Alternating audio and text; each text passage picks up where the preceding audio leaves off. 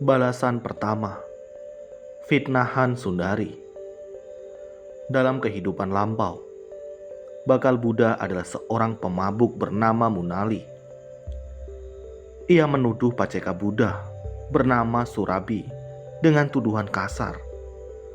Orang ini adalah orang yang tidak bermoral, yang menyenangi kenikmatan indria secara diam-diam. Karena kejahatan ucapannya, beliau terlahir kembali di alam menderita terus-menerus atau niraya. Dan dalam kehidupan terakhirnya sebagai Bagawa, di depan umum, beliau dituduh oleh Sundari, petapa pengembara perempuan, sebagai pencari kesenangan dan telah menjalin hubungan cinta dengannya. Balasan kedua, fitnahan Cincamana. Dalam kehidupan lampau, Bakal Buddha adalah seorang siswa bernama Nanda dari seorang Paceka Buddha bernama Subbabihibu. Ia menuduh gurunya sebagai seorang yang bersifat tidak baik. Karena kejahatan ucapannya, beliau harus menderita selama 100.000 tahun di alam niraya. Ketika terlahir sebagai manusia, seringkali beliau dituduh melakukan kejahatan. Dalam kehidupan terakhirnya sebagai Buddha, di depan umum, beliau dituduh oleh Cincamana sebagai seorang asusila yang menyebabkan kehamilannya.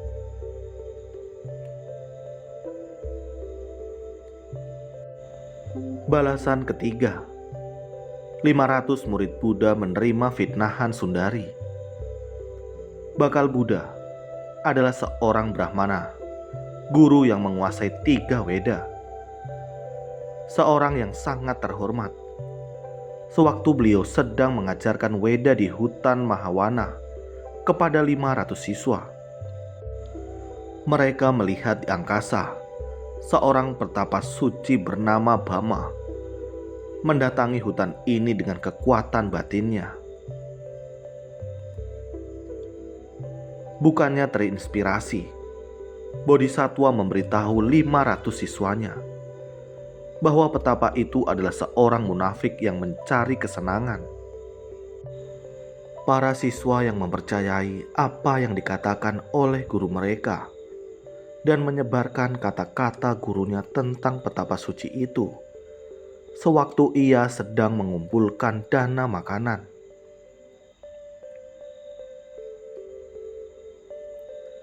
Lima ratus siswa itu terlahir kembali sebagai para biku siswa Bagawa.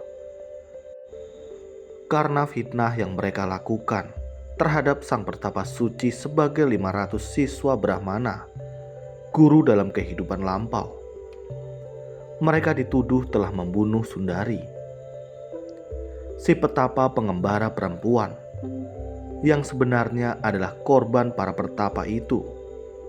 Harus dimengerti bahwa tuduhan terhadap para siswa Buddha juga berarti tuduhan terhadap Bagawa sendiri.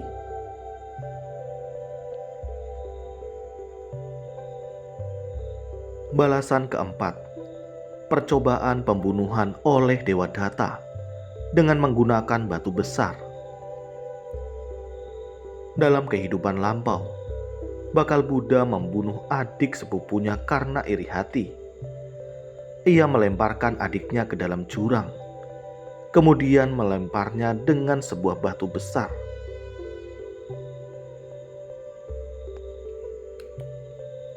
Karena perbuatan jahat itu, Bagawa dalam kehidupan terakhirnya menjadi korban rencana Dewadatta yang hendak membunuhnya.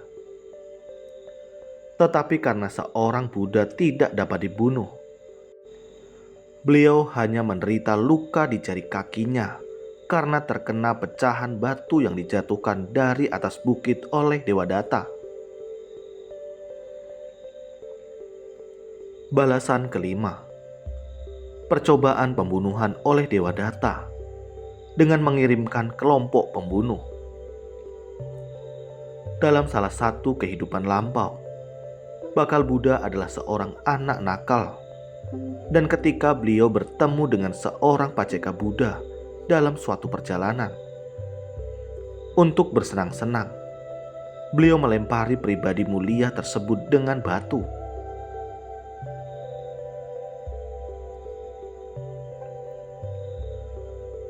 Karena perbuatan jahat itu, Bagawa pernah diserang oleh sekelompok pembunuh yang diutus oleh Dewa Datta yang bertujuan untuk membunuh Buddha. Balasan keenam, percobaan pembunuhan oleh Dewa Datta dengan menggunakan gajah Nalagiri. Ketika Bakal Buddha adalah seorang penunggang gajah, beliau dengan gajahnya menakut-nakuti seorang paceka Buddha yang sedang mengumpulkan dana makanan, yang seolah-olah hendak menginjak-injak orang mulia tersebut.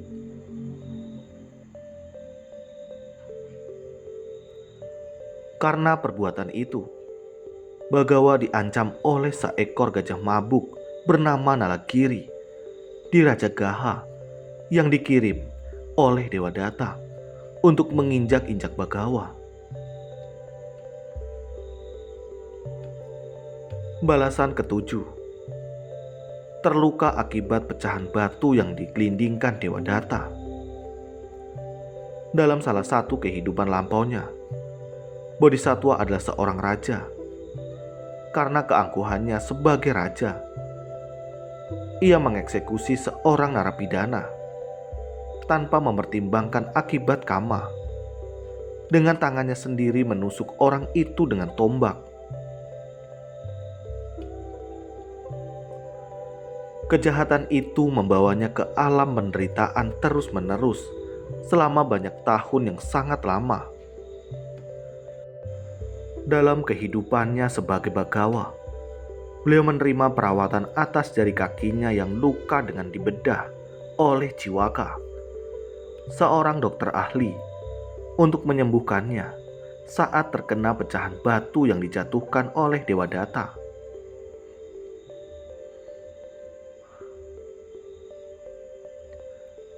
Balasan ke-8, pembantaian sanak keluarga Sakya dan sakit kepala yang dialami Buddha.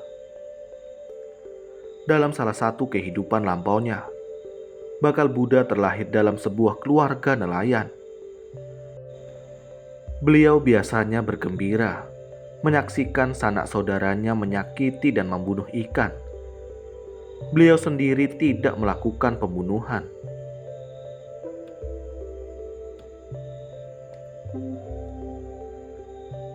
Sebagai akibat dari kejahatan pikirannya, dalam kehidupan terakhirnya sebagai Buddha, beliau sering mengalami sakit kepala. Sedangkan sanak saudaranya dalam kehidupan itu, mereka terlahir kembali sebagai para Sakya yang dibantai oleh Winanaba.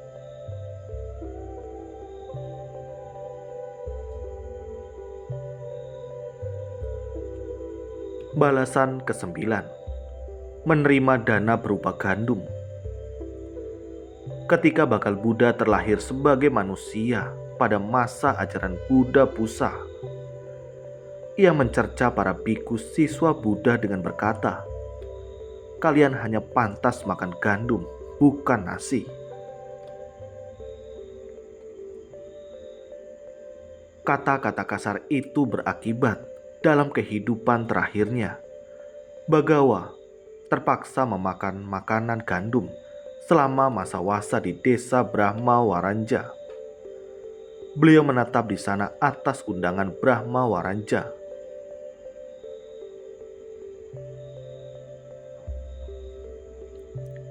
Balasan ke-10, sakit punggung pada Sang Buddha.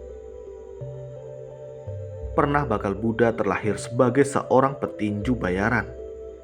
Saat itu ia memukul punggung lawan hingga patah. Sebagai akibat dari kejahatan ini, Bagawa dalam kehidupan terakhirnya sering mengalami sakit punggung.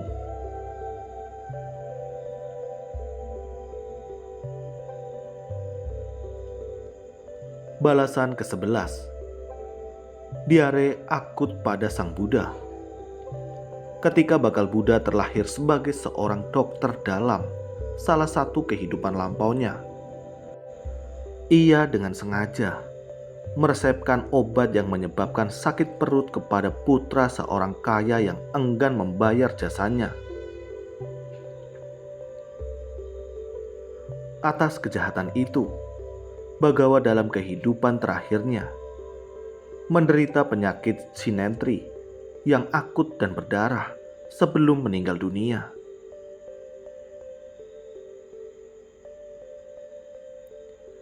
Balasan ke-12. Dukkha Carya, penyiksaan diri sebelum menjadi Buddha selama 6 tahun. Bodhisattva pernah terlahir sebagai seorang Brahmana bernama Jotipala. Ia mengucapkan kata-kata hina terhadap Buddha Kassapa dengan berkata, "Bagaimana mungkin bahwa orang gundul ini telah mencapai pencerahan sempurna? Pencerahan sempurna adalah hal yang sangat jarang terjadi."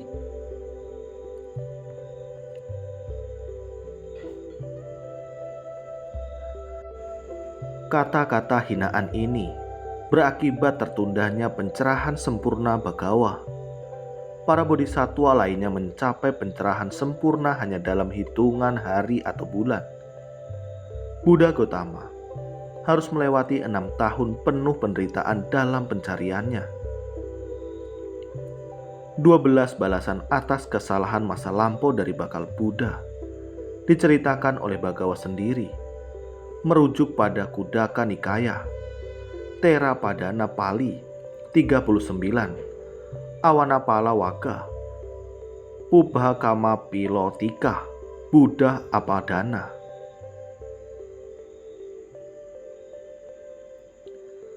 Hal yang bisa dipelajari dari 12 hutang karma Sang Buddha.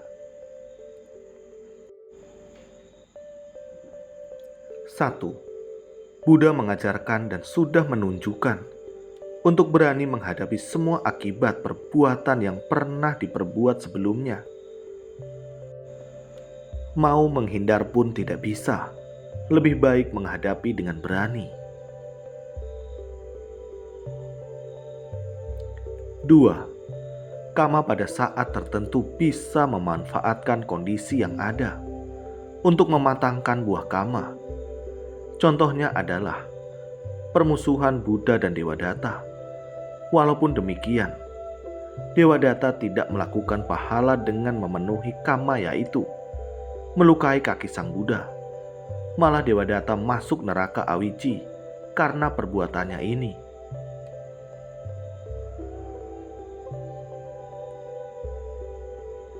3. Jika Sang Buddha hanya membayar 12 kama terakhirnya, berapa banyak kama kita yang masih harus dibayar?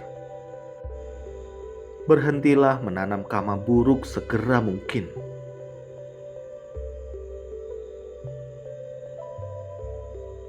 Terima kasih. Semoga bermanfaat.